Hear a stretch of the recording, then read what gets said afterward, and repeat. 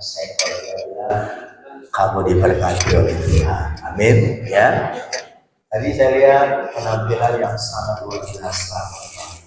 Dimulai dari merah dan hijau. Ini kok bisa janjian kompak banget ya, merah dan hijau. Dan tahukah merah dan hijau itu adalah apa namanya, warna yang spesial untuk Natal. Biasanya kalau Natal kita lihat kalau nggak warna merah ya warna hijau. Tapi satu lagi saya mau tanya nih, yang pimpin pujian, kok satu dikeluarin, satu dimasukin? Coba ibu dulu boleh bangkit berdiri hadap ke jemaat. Nah, coba sebenarnya satu dikeluarin, satu dimasukin. Ini artinya oh, modis. Kita berikan tepuk tangan buat umur boleh gocap, tapi penampilan jigo ya. Puji Tuhan, luar biasa. Penampilan, sumbangan, pujian dari kaum wanita. Kita berikan tepuk tangan buat kaum wanita. Lalu kemudian ada saudara kita Ricardo, ya puji Tuhan, suaranya mantap ya, haleluya. Dan disempurnakan oleh Ibu Nuni. Kita berikan tepuk tangan untuk Ibu Nuni. Matur suwun, Bu. Kira-kira menurut Bapak Ibu keberatan ya kalau kita nanti minta dengan hormat Ibu Nuning nyanyi sekali lagi? Lagunya terserah. Puji Tuhan, suaranya luar biasa Bu Nuning. Saya sampai merinding mendengarkan. Puji Tuhan. Memang nggak kebetulan ya, saya ketemu sama Ibu Nuning dan suaminya Pak Harjono. Sebenarnya Pak Harjono ini mau hadir Bapak Ibu, tapi karena hari Jumat ada sedikit eksiden, lagi sedang bersihkan rumah atap pintu rumah ya, tiba-tiba jatuh kepleset dan ada luka di telinganya, sehingga dibawa ke rumah sakit di Borderland karena beliau tinggal di sana dan harus dijahit ya Bu ya. Ya enggak. Dan akhirnya Pak Harjono, suami Ibu Nuning, nggak bisa mendampingi, hampir basah Bu Bapak Ibu. Tapi karena saya tahu ini memang sudah rencana Tuhan atur, sehingga akhirnya Ibu Nuning didampingi oleh anaknya Mas Danar. Nah ini anaknya Ibu Nuning. Kalau boleh tahu ini anaknya berapa Bu? Yang bungsu, puji Tuhan ya. Dan Bapak Ibu, nah kebetulan juga saya ketemu sama Pak Harjono dan Ibu Nuning itu di Natalan sahabat senior ya di BSD. Dan di tempat teman saya. Jadi sahabat senior ini adalah orang-orang tua kita yang usianya sudah emas. Ada yang 80 tahun ya Bu ya, tapi masih semangat, joget segala macam. Neneknya Leoni datang di sahabat senior. Nanti satu hari kita minta dia datang ya. Umurnya sudah 84 tahun. Bapak Ibu tahu Leoni dulu penyanyi cilik ya Leoni? Ya neneknya saudaraku yang orang Singapura itu. Umur 84 tahun tapi jogetnya umur jigo lewat saudaraku ya. Rambut udah putih tapi kalau dia nari saudaraku, neneknya Leoni. Puji Tuhan. Dipertemukan saya di sana dengan Pak Harjono dan Ibu Nuning. Dan Pak Harjono ini dulu tugas di Bandara Soekarno-Hatta ya Bu ya. Menjadi salah satu pimpinan di Bandara Soekarno-Hatta dan sekarang diteruskan sama anaknya saudaraku. Dan saya tiba-tiba, walaupun kita nggak lama kenal ya Bu, tapi kayaknya udah akrab banget ya Bu Nuning ya. Wow, puji Tuhan ya, luar biasa. Jadi sekali lagi Bu Nuning, bukan permintaan saya, tapi permintaan jemaat. Kira-kira boleh ya nyanyi sekali lagi. Ya, oke. Mari, yang mau, yang pengen Ibu Nuning tampil lagi, berikan tepuk tangan. Ya, puji Tuhan. Ya, satu hal yang kita nggak bisa lewati Bapak Ibu. Perayaan Natal kita kemarin tanggal 22 Desember. Wow, luar biasa. Sebenarnya Bu Nuning saya mau tampilkan di tanggal 22. Tapi karena Bu Nuning sama keluarga harus ke Lampung, ya, akhirnya nggak apa-apa.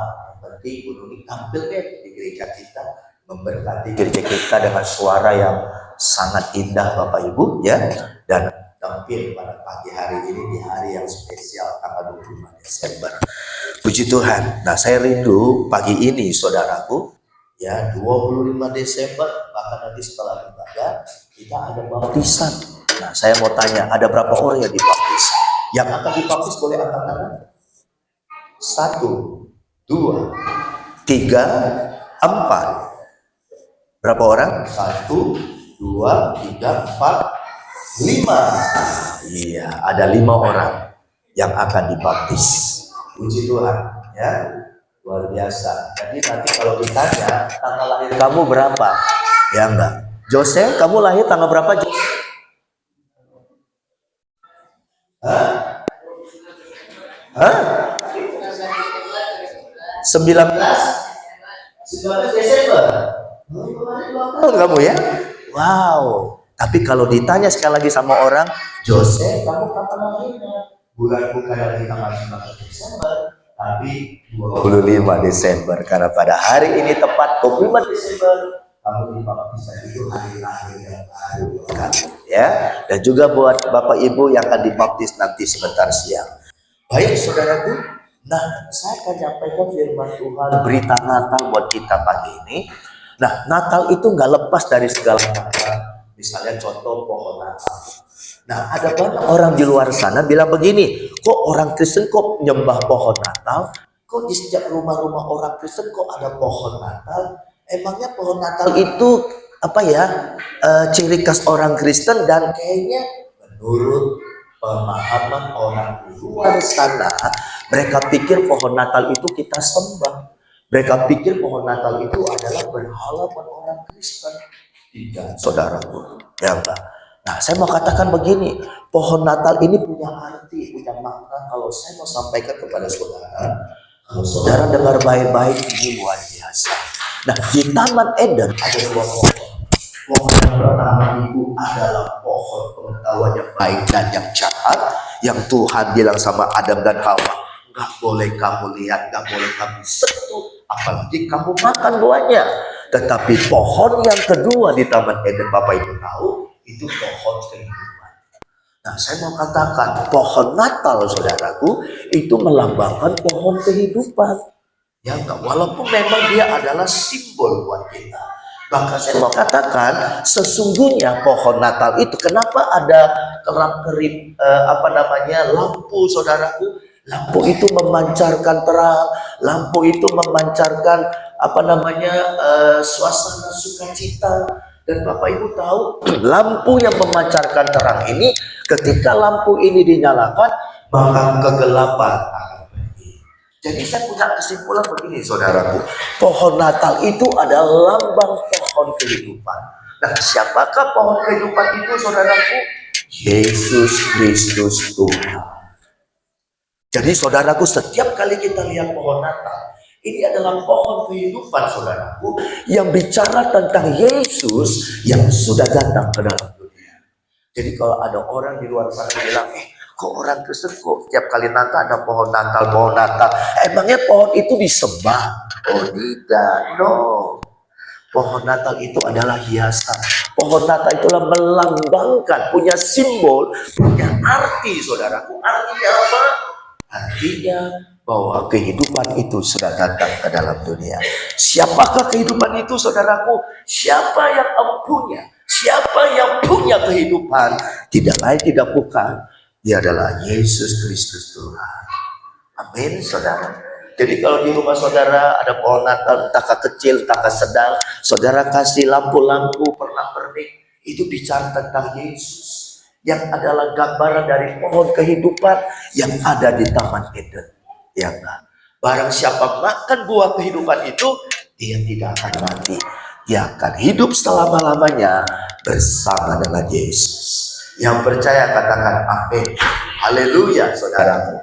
Bukankah Yohanes 3 ayat 16 mengatakan, barang siapa percaya kepada dia, tidak akan binasa, melainkan memperoleh hidup yang kekal. Jadi sekali lagi, saya mau kasih tahu kepada Bapak Ibu, pohon Natal itu bicara tentang apa? Punya arti, punya makna, menggambarkan Yesus yang adalah pohon kehidupan bagi kita yang percaya. Nah, yang kedua, saudaraku, Natal itu nggak lepas yang dari namanya para gembala. Nah, para gembala ini siapa, saudaraku? Para gembala adalah orang-orang yang sederhana, yang menjaga kawanan ternak, yang diberi tugas, yang diberi tanggung jawab, saudaraku. Bisa aja kawanan ternak itu adalah milik mereka, tapi bisa aja kawanan ternak itu adalah milik orang lain. Dan mereka jaga kawanan ternak itu. Kebetulan tahun 2022, saya diizinkan Tuhan untuk pergi ke sana, saudara. Tempatnya indah sekali, sejuk, saudaraku. Berbukit-bukit yang ada di Bethlehem, saudara.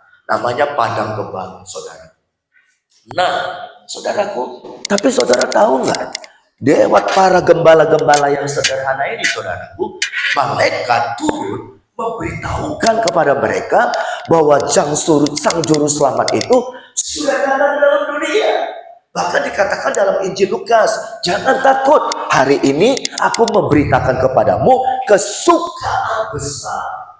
Berarti saudaraku, waktu Yesus datang ke dalam dunia, tahukah kita ada pesta di sorga? Ada party, saudaraku. Nah, para malaikat mereka bersorak-sorai, mereka membunyikan sangkakala karena pribadi Allah yang kedua itu datang mengambil wujud seorang manusia dan dia datang ke dalam dunia. Bayangkan, saudaraku.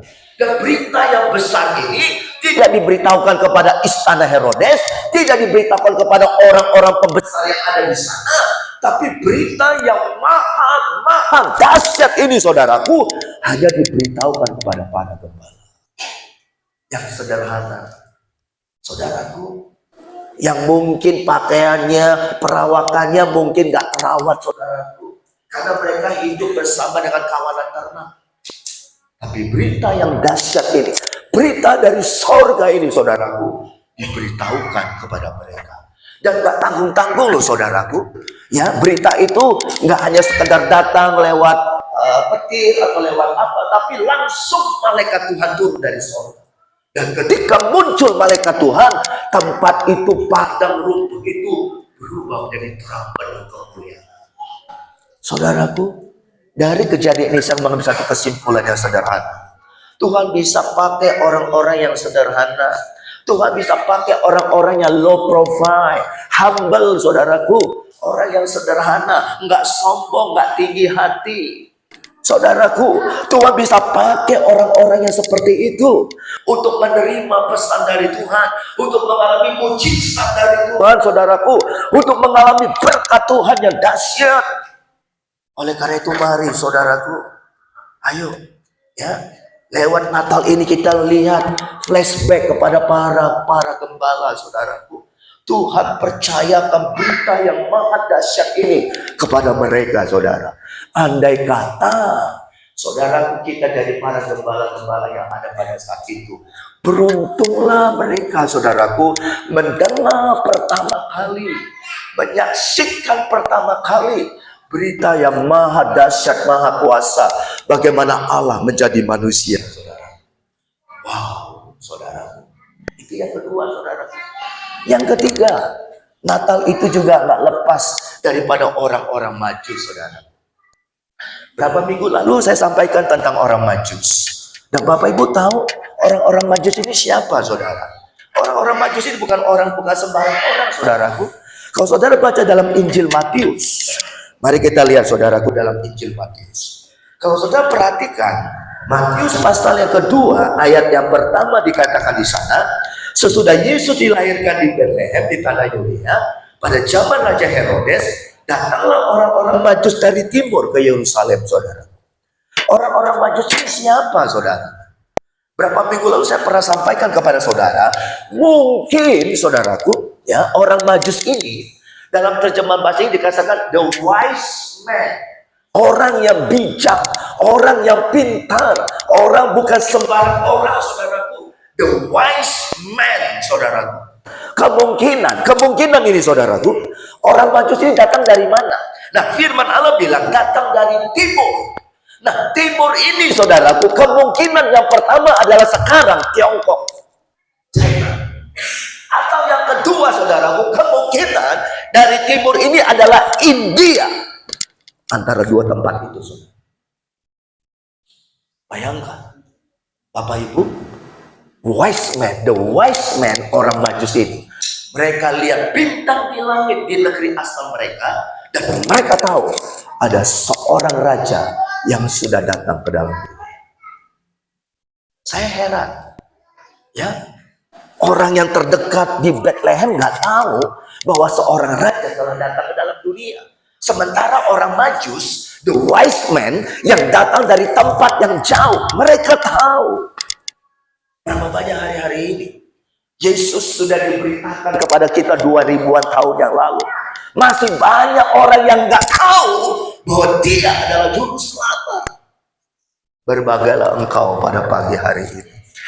Kalau saudara percaya dan saudara sudah mendengar kabar tentang Yesus, makanya saya ucapkan selamat kepada saudara yang akan dibaptis nanti sebentar siang.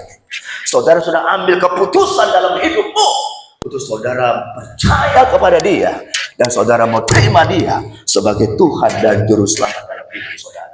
Kenapa saya katakan Juru Selamat? Yes, kenapa saudaraku? Karena manusia membutuhkan yang namanya Juru Selamat, saudaraku. Firman Allah bilang apa? Di bawah kolong langit ini tidak ada yang oleh namanya kita diselamatkan selain daripada Yesus Kristus Tuhan. Nah, yang lain Bapak Ibu, kemarin dalam perayaan Natal 22 kemarin hari Minggu saya katakan ada banyak jalan menuju Roma, betul, tapi hanya ada satu jalan menuju sorga, dan sorga itu tidak bisa, tidak bukan, harus lewat salib Yesus. Amin saudaraku. Orang Majus bisa tahu, sementara orang-orang yang ada di Bethlehem, yang ada di tanah Yudea, Samaria, mereka nggak tahu saudaraku, kecuali pada Tuhan. Sayang sekali. Oleh karena itu saya rindu pada pagi hari ini, di hari Natal yang penuh sukacita ini, saudaraku, saudara dan saya, kita tahu seperti orang Majus bahwa Sang Juru Selamat itu sudah datang ke dalam dunia. Bayangkan, mereka pada zaman itu, saudaraku, belum ada Waze, belum ada Google Map, tapi lewat bintang mereka dituntun, saudaraku. Wow. Bayangkan saudaraku, Google Map kalah, Waze kalah Bapak Ibu. Bintang yang tuntun mereka, di mana bintang itu menjadi petunjuk arah buat orang-orang Majus ini, saudaraku, the wise man, saudara. Kalau saudara lihat dalam drama Natal selalu ditampilkan 3 orang Majus. Kemarin kita lihat pemain sandiwara kita. Kemarin siapa yang jadi orang Majus? Angkat tangan. Wih, coba boleh bagi. Boleh bagi berdiri orang-orang Majus. Silakan bagi berdiri. Kemarin yang main drama orang Majus. Wah, kita berikan tepuk tangan. Jangan duduk dulu. Orang Majus pertama ngomong apa kemarin dalam drama? Ayo lihatlah, bintangnya berdiri di sana. Wih. Jangan duduk dulu. Yang kedua ngomong apa? Pemeran yang kedua. Tahun depan kong. Silakan kong. Berpujilah Allah, betapa besar anugerahnya, sehingga kami dapat melihat Mesias dan Juru Selamat umat. Wih, ini cocok dari orang Majus nih, ya. Number 3, silakan berdiri. Ngomong apa? Karena kami memberikan beberapa persembahan untuk sang raja yang telah lahir. Wih, izinkanlah. Orang Majus nomor 3. Saya izinkan engkau kasih persembahan. Kita berikan tepuk tangan ya. Wow, saudara yang saya kasih di dalam Tuhan, orang-orang Majus. Natal tanpa orang Majus kurang afdol, saudara. Nah, apa yang dipersembahkan oleh orang-orang Majus? Saya mau tanya dulu, ini yang pemeran 3 orang pemeran Majus. Saya tanya yang nomor 1 dulu, kasih apa lebih kamu sama Maria dan Maria sama Yusuf? Mas. Yang nomor 2? Kemenyan. Yang nomor 3? Mur. Ada di manakah ayatnya? Coba kita lihat di dalam Matius pasal yang kedua ayat yang ke-11. Demikian bunyi firman Tuhan. Mari kita baca bersama-sama. 3, 2, 1. Maka masuklah mereka. Belum bersama-sama. 3, 2, 1.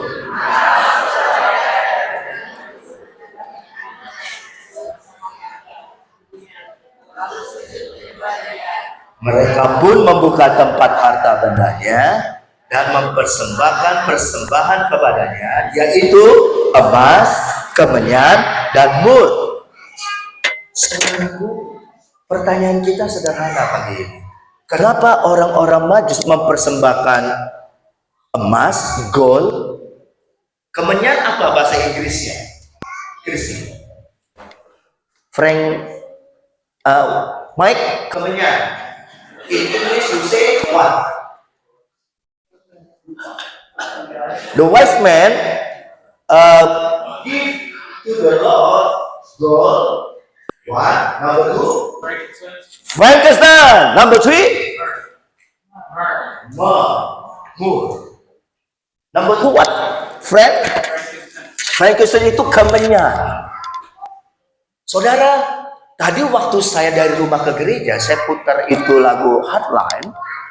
Nah, kebetulan ada satu hamba Tuhan dari Amerika, dia bilang begini, emas, gold, frankincense, what? Frankincense, aduh susah ini. Frankincense, number three, myrrh. Tiga ini Bapak Ibu, saya tadi waktu saya dengar di radio Hotline, rupa-rupanya kenapa orang Majus ini mempersembahkan tiga benda ini? Rupa-rupanya Bapak Ibu, tiga benda ini adalah persembahan yang wajib kalau mereka ketemu dengan raja yang besar. Jadi saudaraku, contohnya kalau misalnya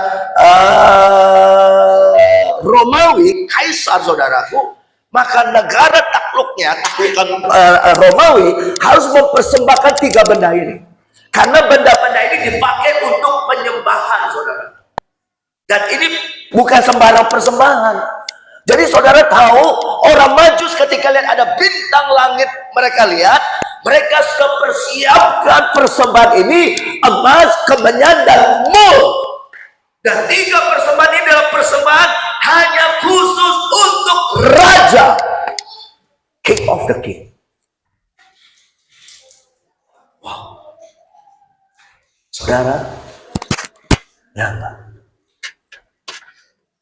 Makanya kenapa Natal itu identik dengan pemberian hadiah. Orang-orang Majus adalah orang yang pertama kali di dunia yang mempersembahkan ini kepada Yesus. Kenapa mereka persembahkan emas, kemenyan, dan mur? Karena mereka tahu ini bukan sembarang orang yang sudah datang dalam dunia. Sebab dia adalah raja di atas segala raja, king of the king, lord of the lord. Makanya saudaraku, persembahannya beda. Mereka bawa emas, kemenyan, dan mur. Dan itu adalah tiga jenis barang yang sangat berharga yang dipakai untuk penyembahan. Kira-kira Bapak Ibu, Yesus Tuhan kita 2000 tahun yang sudah datang ke dalam dunia. Kalau boleh saya bertanya kepada kita pagi, apa yang sudah kita persembahkan buat Dia? Apa yang saudara sudah berikan kepada Tuhan?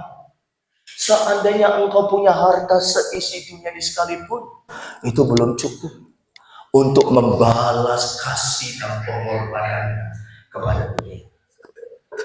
Oleh sebab itu firman Allah bilang apa? Persembahan yang berharga, persembahan yang menyenangkan hati Tuhan adalah hati yang hancur, hati yang remuk. Dan kalau boleh saya tambahkan saudaraku, mujizat yang paling terbesar bukan yang buta melihat. Yes, buta melihat itu mujizat. Bukan yang lumpuh dapat berjalan. Yes, itu mujizat. Bukan yang mati, Lazarus 4 hari mati, dibangkitkan lalu hidup kembali. Yes, itu mujizat. Tapi bukan mujizat yang terbesar.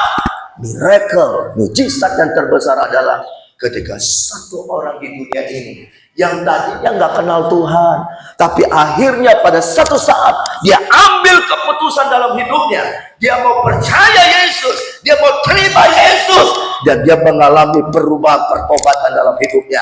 Itulah mujizat yang terbesar. Hatinya hancur, hatinya remuk ketika mendengar kabar tentang Yesus, hatinya luluh ketika dia berjumpa dengan Tuhan.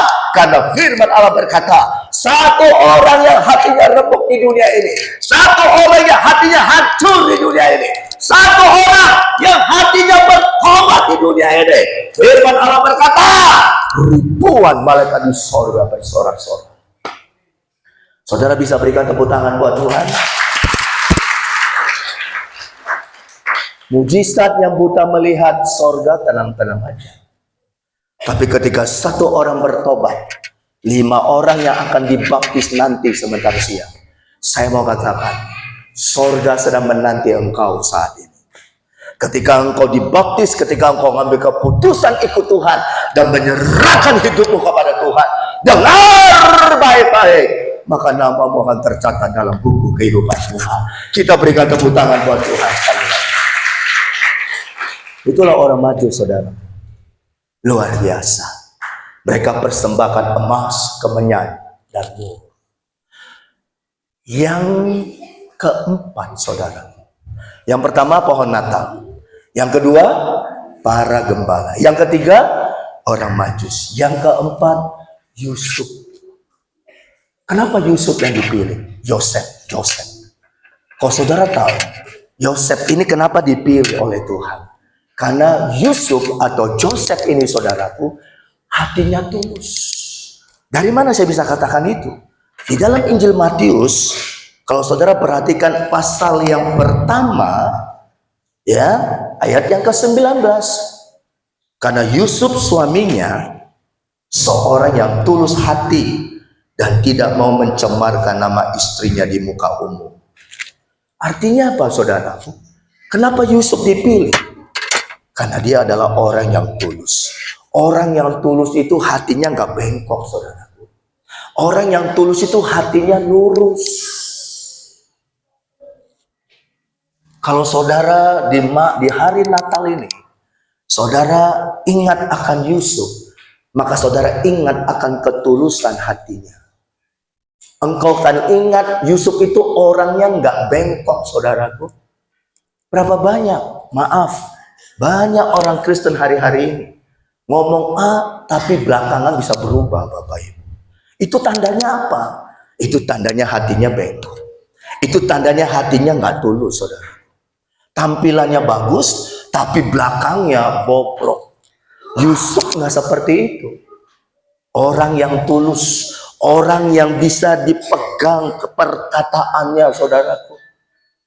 Oleh sebab itu mari Bapak Ibu, dari sekian banyak orang yang ada pada waktu itu, kenapa Yusuf yang dipilih oleh Tuhan untuk mendampingi Yesus, untuk membesarkan Yesus sejak dia lahir dari kandungan Maria?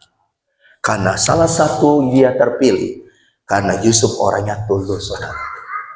Saya berdoa pagi ini, kita anak-anak Tuhan, man and woman, pria dan wanita, brother and sister, supaya kita ingat akan Yusuf.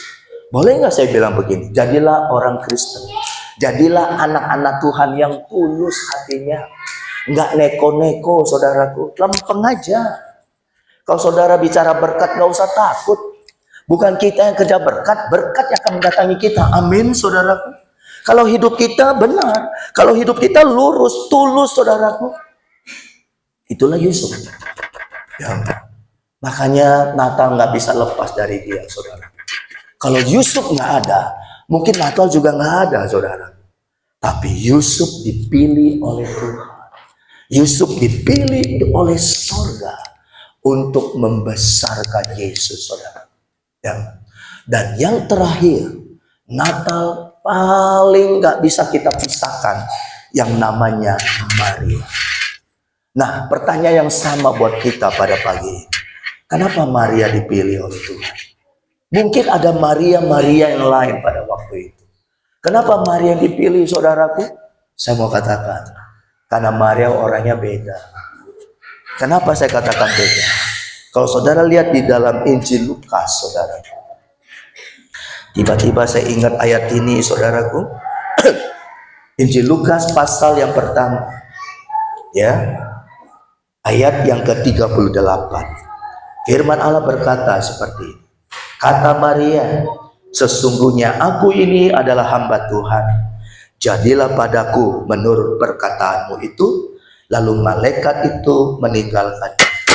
Dari sini kita bisa ambil kesimpulan bahwa Maria itu adalah orang yang benar-benar hidupnya nunut dengan Tuhan. Akulah hamba Tuhan, jadilah menurut perkataanmu seperti yang engkau katakan kepadaku. Dari sini kita bisa lihat sikap hati dari Maria adalah Maria yang benar-benar dia berserah penuh kepada Tuhan. Dia nggak pernah mau melawan atau memberontak. Seringkali kita jadi anak Tuhan, kita suka berontak, bukan? Ya, orang bilang apa, kita jawab apa. Ya, orang suruh apa, kita lakukan yang mana, saudaraku. Tanpa sadar, kita jadi orang-orang yang suka memberontak. Mungkin bukan dalam sikap perilaku kita, tapi dalam hati kita, saudaraku. Dan tanpa sadar, sifat pemberontakan itu muncul ketika kita dengan Tuhan. Contohnya sederhana. Tuhan bilang begini, carilah dahulu kerajaan Allah dan kebenarannya, maka semuanya akan ditambahkan kepadamu. Tapi kita bilang enggak, saya punya versi yang beda Tuhan. Nah, atau mungkin ada jemaat bilang begini, kalau mau dengar khotbah yang enak-enak aja, yang bicara berkat-berkat aja. Tapi kalau khotbah tentang dosa, khotbah tentang penghukuman, oh dia nggak suka, dia nggak terima, saudaraku. Tanpa sadar kita jadi orang Kristen yang berontak. Kita nggak mau dibentuk sama Tuhan, kita nggak mau dituntun sama Tuhan, kita nggak mau dinasehati oleh Tuhan, kita nggak mau ibarat kata diajar oleh Tuhan, kita maunya sendiri aja. Kalau Maria seperti itu Bapak Ibu, mungkin ceritanya akan beda. Dia tidak akan terpilih saudara. Tapi Maria kita bisa lihat, orang yang sederhana, orang yang humble, orang yang rendah hati. Ya enggak, egonya enggak tinggi saudaraku. Bayangkan, dari mana kita tahu? Dia berkata, terserah Tuhan lah. Tuhan mau bawa saya kemana, saya ikut aja. Tuhan membentuk apa, hidup saya seperti apa, saya nunut aja. Tuhan mau ngomong apa, saya jalanin aja. Itulah Maria. Makanya malaikat Gabriel datang khusus ketemu sama dia. Maria, berbahagialah engkau, karena engkau dikasihi oleh Elohim. Wow. Dari situlah kita bisa menilai kenapa Maria dipilih. Dari sekian mungkin ribuan wanita-wanita yang ada pada waktu itu.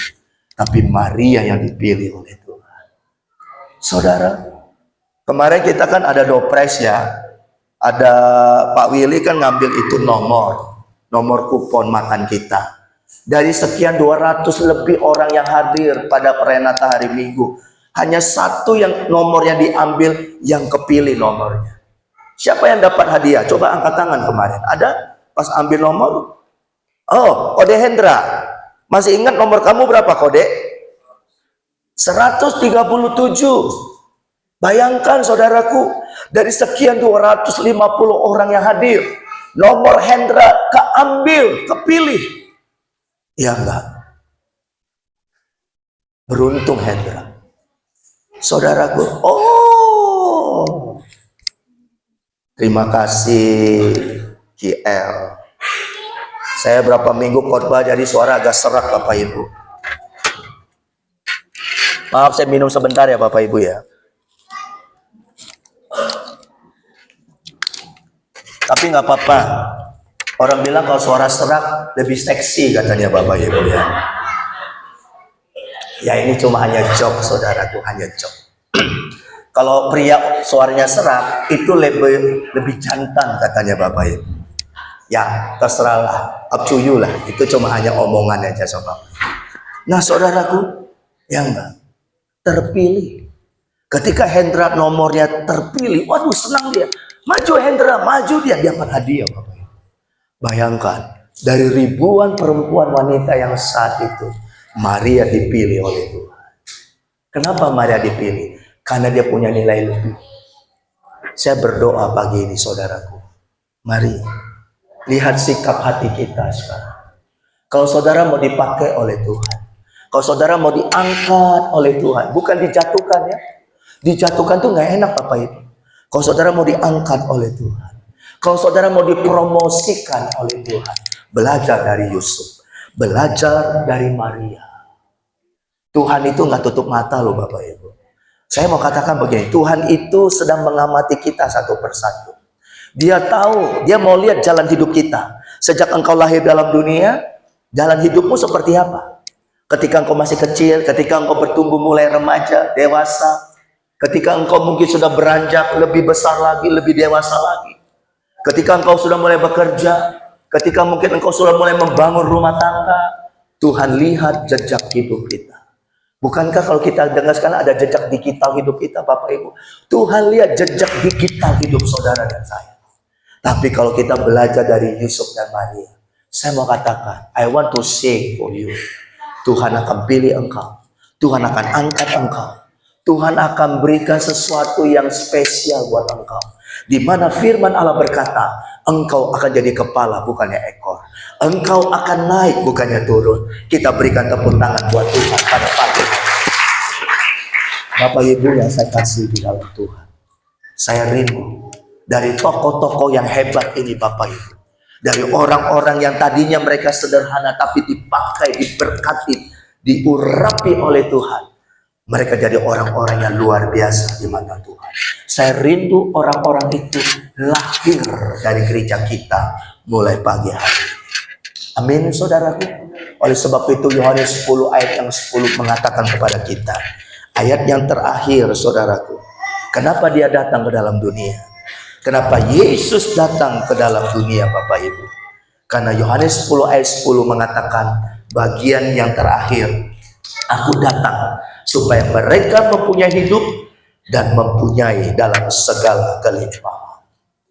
Itulah kenapa Yesus harus datang ke dalam dunia. Karena dia datang memberikan hidup dan hidup itu penuh dengan kelimpahan. Bicara berkat jasmani terlebih berkat rohani.